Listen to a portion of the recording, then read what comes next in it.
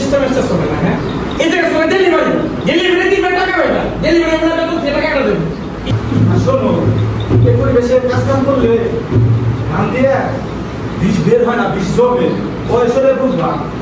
বৃষ্টির সময় যে ভেজা থাকবে সেগুলো তৎক্ষণাৎ পাল্টাইতে হবে। আর এই যে এত সমস্যার সমাধান পেলে প্রথম সমাধান কি? সচেতনতা। আপনাদের একটা সিরিয়াস কথা বলছে, আপনি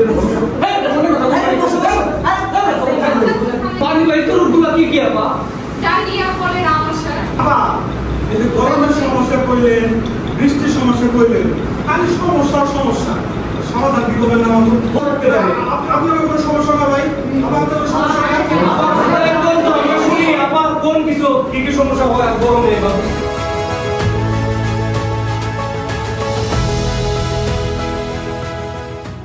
আমাদের এখানে আবহাওয়া জলবায়ু বিষয়ে একটা প্রশিক্ষণ হবে, যে আমাদের প্রত্যাহিক জীবনে যে সকল সমস্যা আমরা ফেস করি এখান থেকে আমরা কিভাবে উত্তরণ করতে পারি সে বিষয়ে কিছু হয়তো আমরা নতুন কিছু ধারণা পাবো।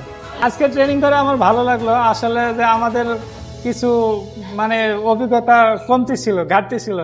আমাদের সবচেয়ে সেশনটা ভালো লাগছে যে আমরা যে নতুন একটা আমাদেরকে নাটক করে আমাদের দেখাইছেন, এটাতে আমাদের মানে যে ধারণা ছিল সেটা বিকশিত হয়েছে। আমি আজকে বাসা থেকে উদ্যোগ নিয়ে আসি যে আজকে অনেক কিছু শিখতে পারবো। আমার অনেক ভালো লাগে এখানে আসলে।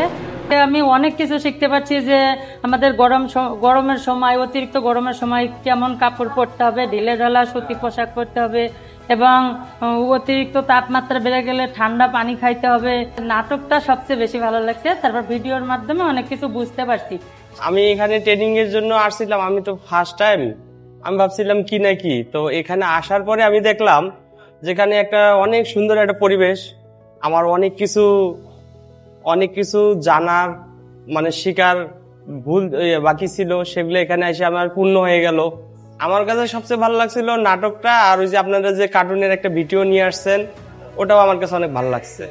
আমি এখানে যখন আমার এখানে দিয়েছিল ট্রেনিং এ আসার জন্য, তখন আমি ভাবছিলাম কি না কি যে ট্রেনিং করাবে, মানে একটা সমস্যায় পড়ে গেছে, টেনশন করছিলাম।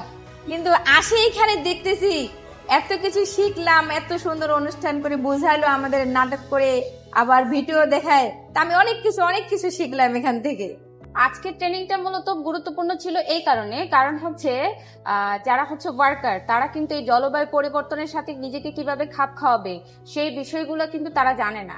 আজকের এই প্রশিক্ষণে যখন তারা আরো বিস্তারিত জানতে পারছে, তো জানার পরে তারা আরো বেশি করে এই কাজগুলো আরো করতে পারবে এবং ম্যানেজমেন্টের সাথে আরো ওপেনলি কথা বলতে পারবে।